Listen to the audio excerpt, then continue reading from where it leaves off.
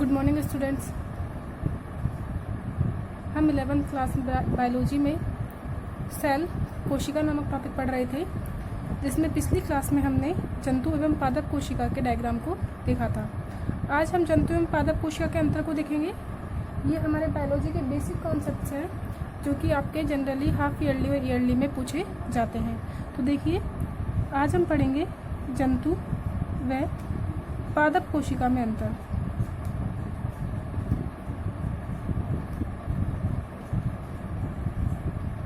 कि जंतु और पादप कोशिका को देख के आप कैसे पहचान सकते हैं कि दी गई कोशिका जंतु कोशिका है अथवा पादप कोशिका। देखिए, एक तरफ तो लिखेंगे हम जंतु कोशिका और दूसरी तरफ हम क्या लेंगे, पादप कोशिका। और अब हम इनमें देखेंगे डिफरेंस कि दोनों में क्या क्या डिफरेंस पाए जाते हैं। तो देखिए, सबसे पहला डिफरेंस तो हमने कहा कोशिका भित्ति का। सबसे पहला अंतर किसका है इसमें, कोशिका भित्ति यानी कि सेल वॉल का। हम पढ़ चुके हैं कि पादप कोशिका का बाह्य दृढ़ एवं निर्जीव आवरण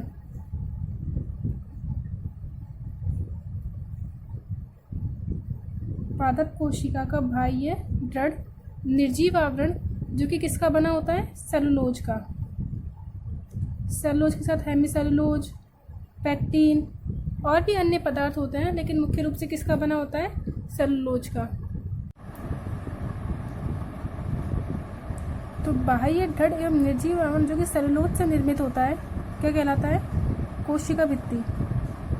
उसे क्या बोल देंगे हम, कोशिका भित्ति, दैट मीन्स सेल वॉल। तो सेल वॉल उपस्थित होती है आपकी पादप कोशिका में, जबकि जंतु कोशिका में क्या होती है, यह अनुपस्थित होती है। क्या होती है जंतु कोशिका में, अनुपस्थित। तो पहला अंतर हो गया कोशिका भित्ति का कि पादप कोशिका में कोशिका भित्ति उपस्थित होती है, जबकि जंतु कोशिका में कोशिका भित्ति अनुपस्थित होती है। सेकंड बात की हमने केंद्रक की। जब हमने डायग्राम में बनाया था तब हमने देखा था कि जंतु कोशिका जो केंद्रक है वो कहाँ पाया जाता है, मध्य में। जंतु कोशिका में केंद्रक कोशिका के लगभग मध्य में उपस्थित होता है। कहाँ उपस्थित होगा, कोशिका के लगभग मध्य में उपस्थित होता है।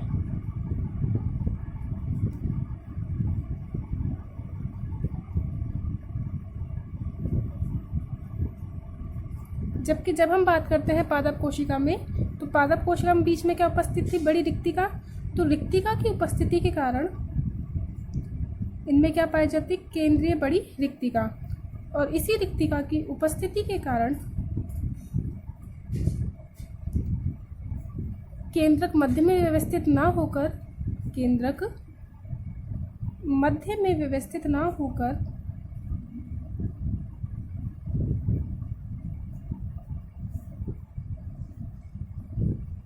थोड़ा सा कहाँ आ जाता है, किनारे की तरफ, या हम कह दें पार्श्व में आ जाता है। पार्श्व में उपस्थित होता है। केंद्रक मध्य में है तो जंतु कोशिका है, और केंद्रक यदि थोड़ा साइड में है, किनारे पर है, तो वो कौन सी हो जाएगी, पादप कोशिका। फिर हमने बात की कि रिक्तिका जंतु कोशिका में भी पाई जाती है और पादप कोशिका में भी पाई जाती है। लेकिन जंतु कोशिका में जो रिक्तिकाएं पाई जाती है वो कैसी होती है, छोटे आकार की। जंतु कोशिका में रिक्तिकाएं सामान्यतः कैसी पाई जाती है, छोटे आकार की। जबकि पादप कोशिकाओं में एक केंद्रीय बड़ी रिक्तिका पाई जाती है। जो सेंटर में जो एक रिक्तिका पाई जाती है वो कैसी होती है, तुलनात्मक रूप से बड़ी। तो रिक्तिका देखिए हमने, जंतु कोशिका में भी रिक्तिका उपस्थित होगी और पादप कोशिका में भी रिक्तिका उपस्थित होगी।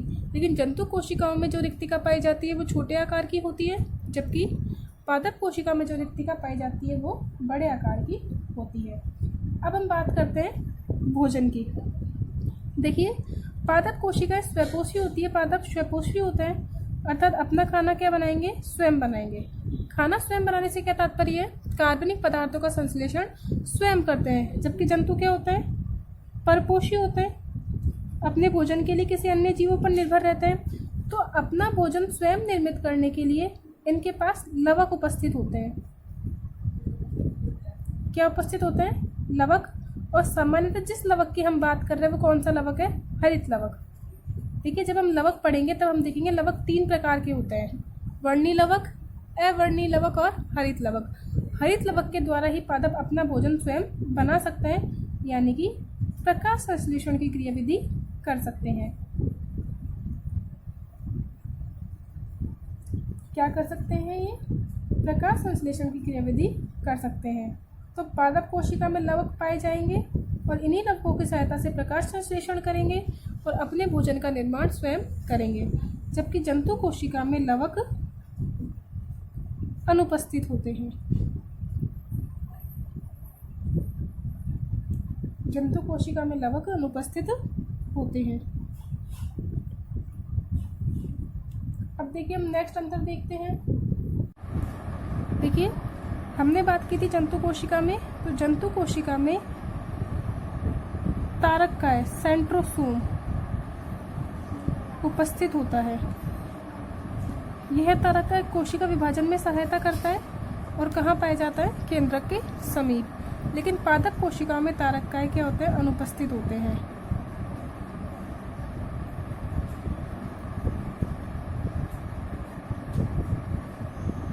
तो पादप कोशिका में क्या हो गया? तारककाय अनुपस्थित। यह हम प्लांट सेल की बात कर रहे हैं और यहाँ हम किन की बात कर रहे हैं? एनिमल सेल की। तो जंतु कोशिका में तारककाय उपस्थित होता है, जबकि पादप कोशिका में तारककाय अनुपस्थित होता है। यह तारककाय तारे के आकृति का होता है, केंद्रक के पास पाया जाता है और कोशिका विभाजन में सहायता करता है। अब देखिए, इसी के साथ साथ जो जंतु कोशिका है, इस जंतु कोशिका में जीवद्रव्य तंतु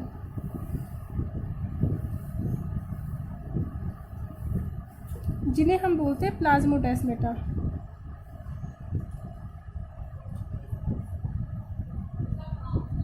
क्या बोला जाता है ना इंग्लिश में? प्लाज्मोडेस्माटा। तो यह प्लाज्मोडेस्माटा यानी कि जीवद्रव्य तंतु जंतु कोशिकाओं में अनुपस्थित होते हैं,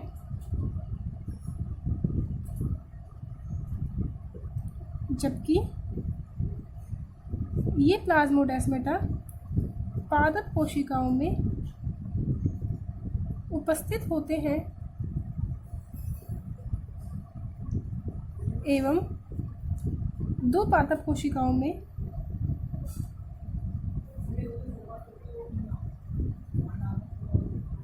संपर्क स्थापित रखने का काम करते हैं, संपर्क बनाए रखने का कार्य करते हैं।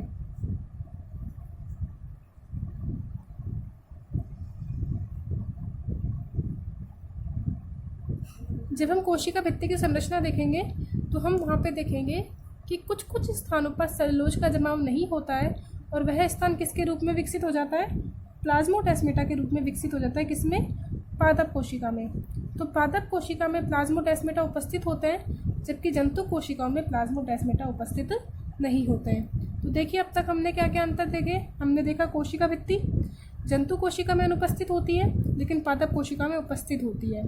फिर हमने देखा केंद्रक, केंद्रक कहाँ उपस्थित होता है? जंतु कोशिका में मध्य में, जबकि पादप कोशिका में कहाँ उपस्थित होता है? पार्श्व में। रिक्तिकाएं दोनों में पाई जाती है, जंतु में भी पाई जाएगी और पादप में भी पाई जाएगी, लेकिन जंतु कोशिका में जो रिक्तिका है वो छोटे आकार की होती है, जबकि पादप कोशिका में रिक्तिका कहाँ कैसी होती है? बड़े आकार की। देखिए, हमने डायग्राम देखा था जंतु कोशिका में, पादप कोशिका में, तो ये केंद्रीय बड़ी रिक्तिका थी, इसी के कारण केंद्र कहाँ आ गया था? आपका साइड में आ गया था। और सबसे बाहर क्या थी? इसमें कोशिका भित्ति पाई जा रही थी, जबकि जंतु कोशिका में कोशिका भित्ति नहीं पाई जा रही थी। इनके पास लवक नामक संरचना भी पाई जाती है। इन लवक के द्वारा ये अपने भोजन का निर्माण स्वयं कर सकते हैं, इसीलिए क्या बोला जाता है? इन्हें स्वपोषी कहा जाता है। जबकि जंतु कोशिका अपने भोजन का निर्माण स्वयं नहीं कर सकती है, यह दूसरे जीवों के ऊपर निर्भर रहती है, इसलिए परपोषी होते हैं जंतु कोशिका। परपोषी में ये मृतपोषी भी हो सकते हैं, परजीवी भी हो सकते हैं, या प्राणी संपोषी भी हो सकते हैं। जब हम पोषण के बारे में देखेंगे तब हम इन तथ्यों को देखेंगे। फिर हमने कहा तारककाय, जंतु कोशिका में तारककाय उपस्थित होता है एवं कोशिका विभाजन में सहायता करता है, जबकि पादप कोशिका में तारककाय अनुपस्थित होता है। जंतु कोशिका में प्लाज्मोडेस्माटा नहीं पाया जाता, जबकि पादप कोशिका में प्लाज्मोडेस्माटा पाया जाता है एवं दो पादप कोशिकाओं को संपर्क स्थापित करने में क्या करता है, ये सहायता करता है। हम और अंतर देखते हैं। अब हम देखते हैं पॉइंट नंबर 7।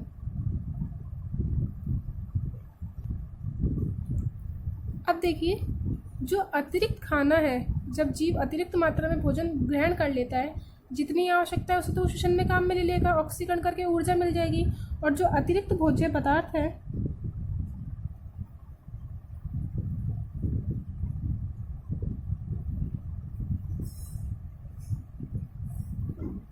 जंतु कोशिका में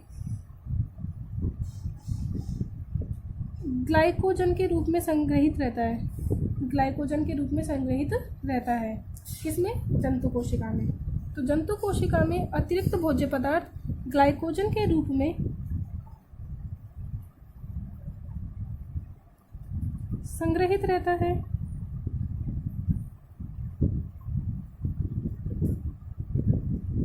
जबकि यदि हम पादप की बात करते हैं तो पादप कोशिका में अतिरिक्त भोज्य पदार्थ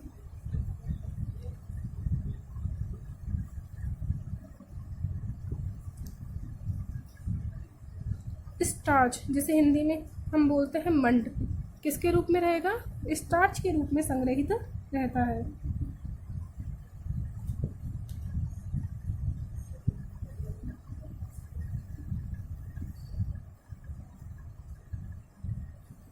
तो देखा हमने कि जंतु कोशिका में जो खाना है, एक्स्ट्रा जो खाना है, वो किसके रूप में संग्रहित रहता है? ग्लाइकोजन के रूप में।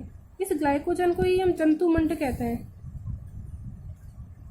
क्या बोला जाता है इसे? जंतुमंड। लेकिन जब हम पादपों की बात करते हैं तो पादपों में किसके रूप में संग्रहित रहता है?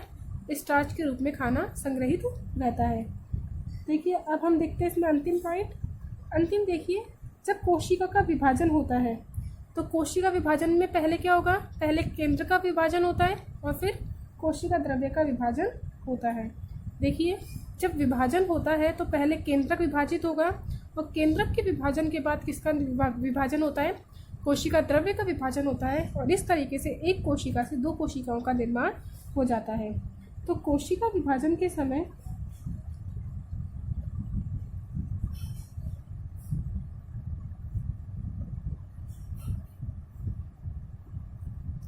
जीव द्रव्य का विभाजन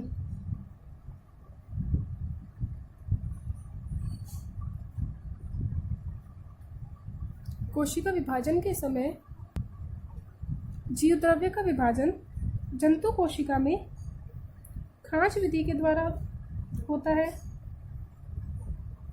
जीव द्रव्य का विभाजन या कोशिका द्रव्य का विभाजन खांच विधि द्वारा होता है।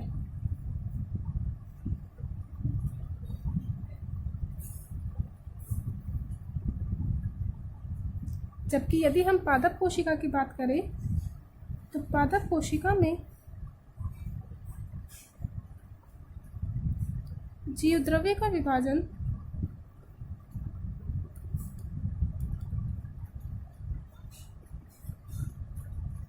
पट विधि द्वारा होता है। किसके द्वारा होता है? पट विधि के द्वारा होता है। अभी हम देखेंगे, देखिए क्या होता है खांच विधि और क्या होती है पट विधि। तो एक बार देख लीजिए कि जो कोशिका विभाजन है वह जंतु कोशिका में कैसे होगा? खांच विधि के द्वारा। और पादप कोशिका में कैसे होगा? ये पट विधि के द्वारा संपन्न होता है। तो देखते हैं हम क्या होती है खांच विधि और क्या होती है पट विधि।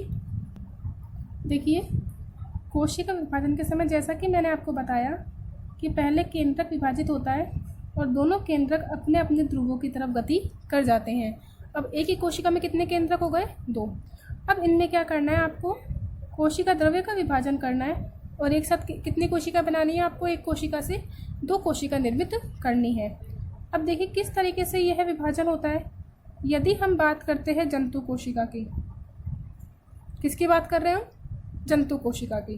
तो जंतु कोशिका में क्या होता है? एक खांच निर्मित होती है और यह खांच क्या होती है?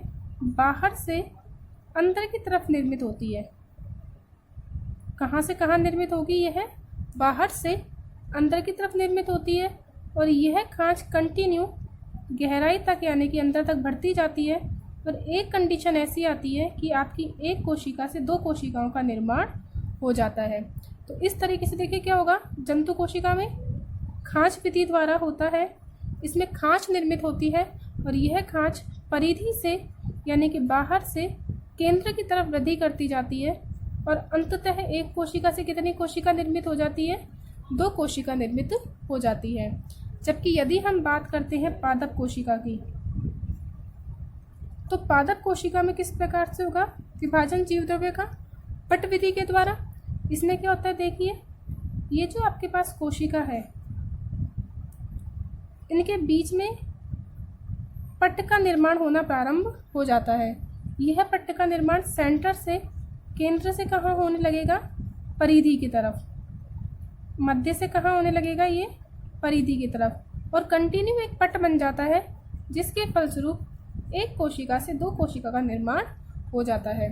तो देखिए जंतु कोशिका में कैसे हुआ, ये बाहर से अंदर की तरफ गति कर रहा है, जबकि पादप कोशिका में कहाँ जा रहा है, ये अंदर से बाहर की तरफ जा रहा है। जंतु कोशिकाओं में खांच विधि द्वारा और पादप कोशिकाओं में पट विधि द्वारा कोशिका द्रव्य का विभाजन होता है। और इसके बारे में जब हम कोशिका विभाजन पढ़ेंगे तब हम और अच्छे से खांच विधि और पट विधि को देखेंगे।